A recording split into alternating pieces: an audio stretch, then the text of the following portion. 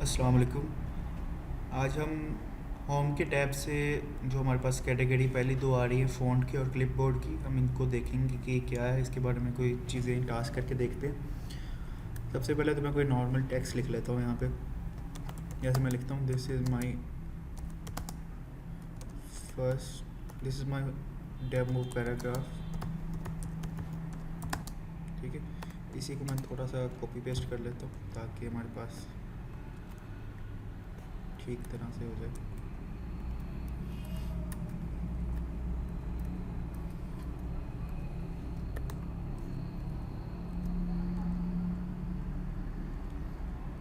ठीक है, मेरे पास ये एक डेमो पैराग्राफ मैंने अपने लिए बना लिया।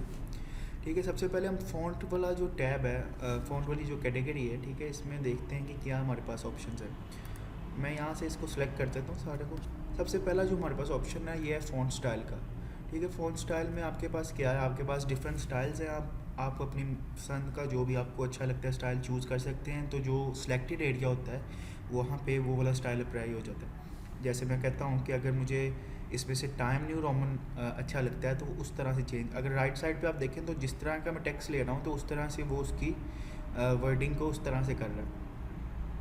देखिए, मैं बारकोड वाला ले रहा हूँ तो वो बारकोड वाली उसको सारे पे कन्वर्ट कर रहा है। ठीक, मैं कहता हूँ कि मुझे ये एरियल पसंद है। ठीक है, मैं एरियल सेलेक्ट कर लेता हूँ। तो उसने क्या किया, अपने हमारे जो टोटल टेक्स्ट है उसको उसने एरियल में कन्वर्ट कर दिया। ठीक है, उसके साथ ही अगर हम देखें तो साइज़ का है, मैं अगर सेलेक्ट करता हूँ, मैं चाहता हूँ मैं अपना जो टेक्स्ट का साइज़ है मैं उसको 16 करना चाहता हूँ। तो आप देख सकते हैं कि मेरे 16 या 14 पे वो मेरे टेक्स्ट जो है उसको कन्वर्ट कर रहा है बड़े या छोटे के ऊपर। अच्छा, उससे नेक्स्ट है, आप देखें अगर मैं वहाँ पे देखूँ आपके पास एक अल्फ़ाबेट ए नज़र आ रहा है और यहाँ पे भी ए है, लेकिन यहाँ पे एरो अप है और यहाँ पे एरो डाउन है। इसका क्या मतलब है, अगर आप यहाँ से अपनी फ़ॉन्ट के साइज़ को ज़्यादा करना चाहते हैं तो आप इस तरह इस वाले के साथ कर सकते हैं, और आप इसको डिक्रीज़ करना चाहते हैं तो आप नॉर्मली इस तरह कर सकते हैं उसको डिक्रीज़।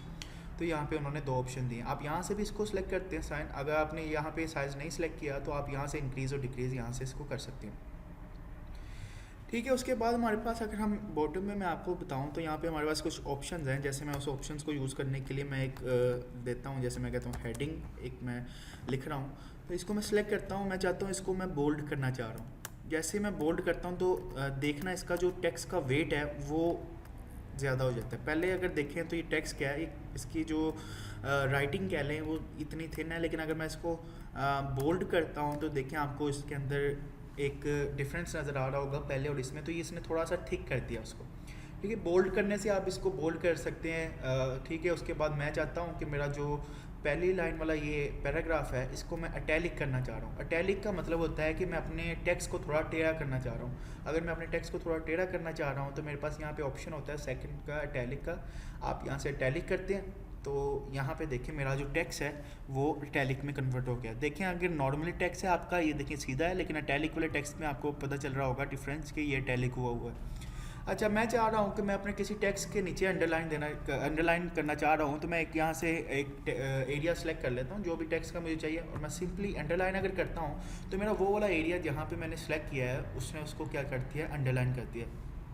ठीक है, अगर आप अंडरलाइन के नीचे देखें ना तो आपके पास डिफरेंट ऑप्शंस है कि आप यहाँ से ले सकते हैं, आप ये वाली अंडरलाइन कर सकते हैं, आप ये वाला अंडरलाइन कर सकते हैं। लेकिन आप क्या करें, मैं इसको करके दिखाता हूँ। मैं अगर इसको सिलेक्ट करता हूँ, मैं इसे कहता हूँ कि अंडरलाइन तो करना है, ये तो नॉर्मल अंडरलाइन हो गया, लेकिन मुझे ये वाला अंडरलाइन चाहिए, या मुझे ये वाला अंडरलाइन चाहिए, या मुझे डॉट्स के अंदर चाहिए, डैशेस के अंदर चाहिए, या ये चाहिए। ये सारा कुछ आप पे डिपेंड करता है कि आप क्या करना चाह रहे हो। मैं कहता हूँ कि मुझे ये चाहिए। ठीक है, आप इसको आराम से क्या कर सकते हैं, आप इस अंडरलाइन का कलर भी चेंज कर सकते हैं। मैं कहता हूँ रेड कलर का मुझे अंडरलाइन चाहिए।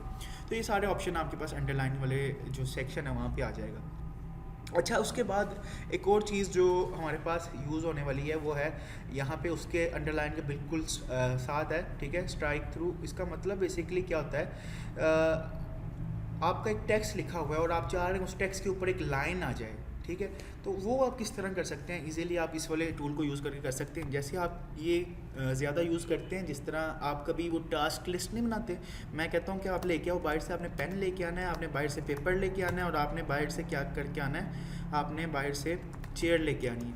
ठीक है, आप क्या करें, आपने 2 टास्क कंप्लीट कर लिए, जैसे आप कहते हैं मैंने पेन भी ले आया हूँ, मैं पेपर भी ले आया हूँ, बस चेयर्स रह गई है मेरे पास। तो आप क्या करें, पेन और पेपर के ऊपर, अगर मैं सिर्फ एक समझाने के लिए बता रहा हूँ, मैं यहाँ पे वो ये वाले ऑप्शन पे क्लिक करता हूँ तो देखिए पेन के ऊपर उसने एक लाइन ड्रा कर दी है।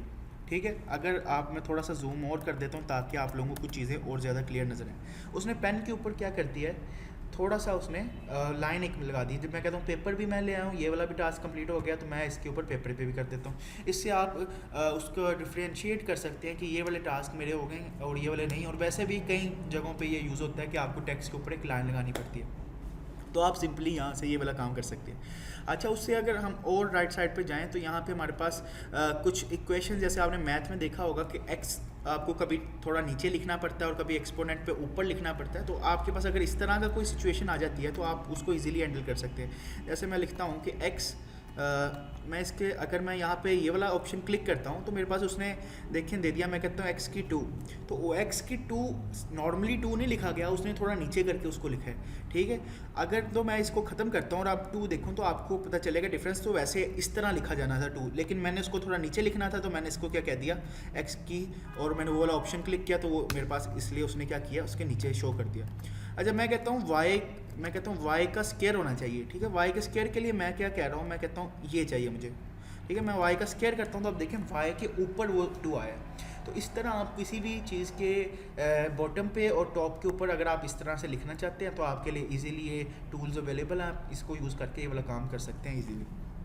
अच्छा, उसके बाद हमारे पास अगली जो आ रही है वो हमारे पास यहाँ से है हमारे केस चेंज करने वाला। ठीक है, मैं क्या चाहता हूँ, मैं चाहता हूँ कि ये मेरे पास हेडिंग लिखा है। ठीक है, हेडिंग मैंने कैमल केस में लिखा है। वैसे केस बेसिकली क्या होते हैं, आपने जो इंग्लिश में पढ़े हुए हैं, आपने ABC पढ़ी है, कैपिटल केस में पढ़ी है, आपने लोअर केस में पढ़ी है, और आपने कैमल केस में पढ़ी है जो पहला कैपिटल बाकी स्मॉल होते हैं। अभी ये हेडिंग मेरा कैमल केस के ऊपर है। ठीक है, मैं चाहता हूँ कि मैं इस सारे को कैपिटल करना चाहता हूँ, या मैं सबको छोटा करना चाहता हूँ, या जो भी मैं करना चाहता हूँ। यहाँ पे अगर आप ये चीज़ ध्यान नहीं भी करते, आप पूरा डॉक्यूमेंट लिख लेते हो, हमारे माइक्रोसॉफ्ट वर्ड ने ये फैसिलिटी दी है कि आप लास्ट में आके अपने केस को भी चेंज कर सकते हो। कैसे, मैं क्या करता हूँ, मैं हेडिंग को सिलेक्ट करता हूँ।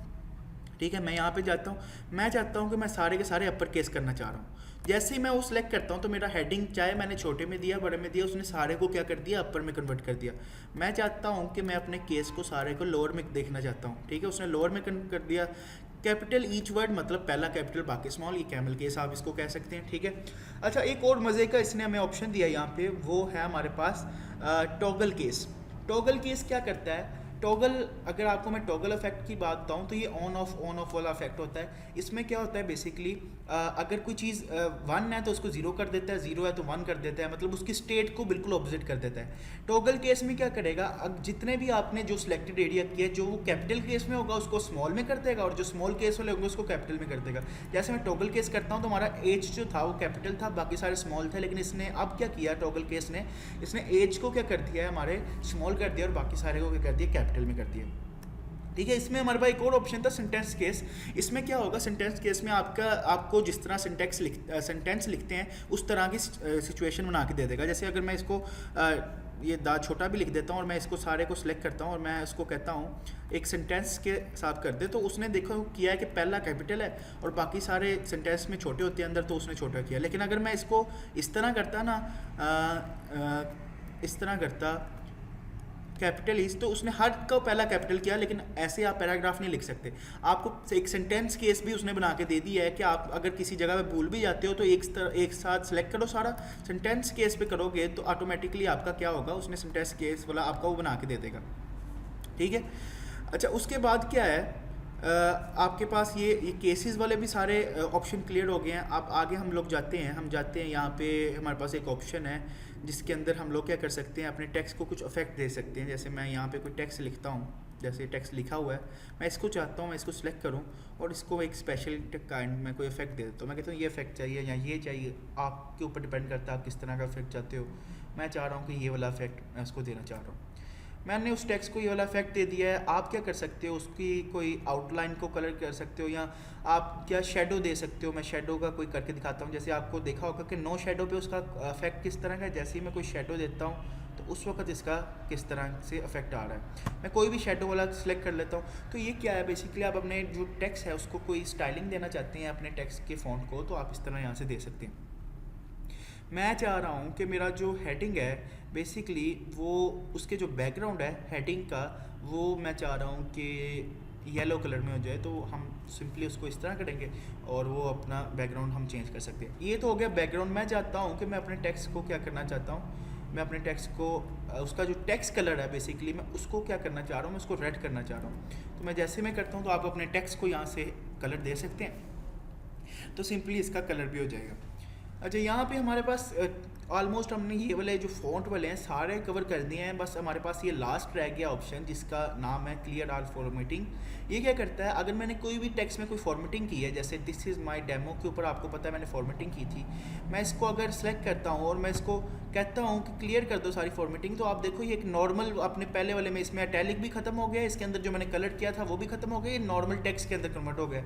जब भी आप कोई फॉर्मेटिंग कर लेते हो और आपका दिल करता है कि मैंने ये जो फॉर्मेटिंग की है ये ठीक नहीं थी, मैं दोबारा इसको पुराने वाले फॉर्म में लेना चाहता हूँ, तो सिंपली आप यहाँ से क्लियर आर फॉर्मेटिंग वाले जो हमारे पास यहाँ पे ऑप्शन है उस पर क्लिक करेंगे तो वो आपको पुराने वाले टेक्स्ट में इसको कन्वर्ट कर देगा। ठीक है, ये जो था ये हमारे पास था फ़ॉन्ट वाले टैब जो कैटेगरी थी, इसमें हमने सारा ऑलमोस्ट सारा कुछ कवर कर दिया है। अब हमारे पास इस वीडियो में क्लिपबोर्ड का भी मैंने कहा था, तो ये बिल्कुल आसान ही है, आप लोगों को इस चीज़ का पता होगा, लेकिन मैं सिर्फ थोड़ा सा आपको ओवरव्यू दे के आगे चलूँ। आपको पता है आप कॉपी किस तरह करते हैं, शॉर्टकट तो आपको सबको पता है Ctrl+C और Ctrl+V, बट अगर आपने वो नहीं करना तो मैं इसको सिलेक्ट करता हूँ, मैं चाह रहा हूँ मैं इसको कॉपी करूँ। ठीक है, मैंने इसे कॉपी कर लिया है। ठीक है, मैं चाहता हूँ पेस्ट करूँ, तो पेस्ट करने के लिए मेरे पास यहाँ पे बटन है, मैं पेस्ट कर सकता हूँ। ठीक है, मैंने पेस्ट किया। अच्छा, कॉपी करने के बाद आपके पास ये नहीं होता कि आपने जब दोबारा पेस्ट करना है तो फिर कॉपी करना पड़ेगा। आपने एक दफ़ा कॉपी कर लिया, आप चाहे 10 दफ़ा पेस्ट करें या 100 दफ़ा भी पेस्ट करें तो वो इस तरह उसको पेस्ट करता रहेगा। ठीक है, एक तो ये कॉपी पेस्ट वाला हो गया। अच्छा, एक ऑप्शन होता है आपके पास कट का। मैं चाहता हूँ कि मैं इस वाले पैराग्राफ को कट करना चाहता हूँ। ठीक है, मैं यहाँ से कट करता हूँ तो यहाँ से ये चीज़ खत्म हो गई है। अब मैं जाके पेस्ट करूँ, चाहे मैं दोबारा इधर ही पेस्ट कर दूँ, ठीक है, वो यहाँ पे पेस्ट हो जाएगा। जैसे मैंने कहा कॉपी को एक दफ़ा कर लो, जितनी मर्जी दफ़ा पेस्ट करो, इसी तरह कट को आप एक दफ़ा कट कर दो, बाकी पेस्ट आप जितनी मर्जी दफ़ा कर सकते हो। आपके पास यहाँ पे लास्ट एक चीज़ रह गई है फॉर्मेट पेंटर की। मैं चाह रहा हूँ कि जिस तरह की स्टाइलिंग मैंने हेडिंग की है इसी तरह मेरी डेमो की स्टाइलिंग भी उसी तरह की हो जाए। तो मैं क्या करूँगा, सिंपली हेडिंग को मैं सेलेक्ट करूँगा, फॉर्मेट पेंटर पे क्लिक करूँगा और मैं क्या करूँगा, मैं डेमो के ऊपर जाके सिलेक्ट करके छोड़ दूँगा। जैसे मैंने छोड़ा तो जो सेम चीज़ें मैंने यहाँ हेडिंग पे अप्लाई की थी वो ऑटोमेटिकली मेरी डेमो के ऊपर आ गई है। एक दफ़ा मैं दोबारा करके दिखाता हूँ। मैं चाह रहा हूँ कि मेरी हेडिंग वाला या मेरा जो पैराग्राफ के ऊपर मैंने जो काम किया है, मैं चाह रहा हूँ कि ऑटोमेटिकली मेरा यहाँ इस वाले पैराग्राफ पे भी वही वाला काम हो जाए। तो मैं पैराग्राफ को यहाँ पे सिलेक्ट करता हूँ, यहाँ से मैं फॉर्मेट पे क्लिक करता हूँ और यहाँ से आके जैसे ही मैं पैराग्राफ पे क्लिक करता हूँ तो जो चीज़ मैंने सेलेक्ट की थी वहाँ पे उसने वही वाली फॉर्मेटिंग कर दी है। तो फॉर्मेट पेंटर से क्या होता है, आप किसी की फॉर्मेटिंग कॉपी करके किसी जगह पे आप पेस्ट करते हो तो आपका वो सिंपली वही वाला काम हो जाता है। तो फ़ॉन्ट और क्लिपबोर्ड का हमने आज जो कैटेगरी है उसने कवर किया है होम टैब के अंदर। इंशाल्लाह नेक्स्ट जो हमारे पास वीडियो होगी हम पैराग्राफ से स्टार्ट करेंगे। तो आज की वीडियो के लिए अल्लाह हाफिज़।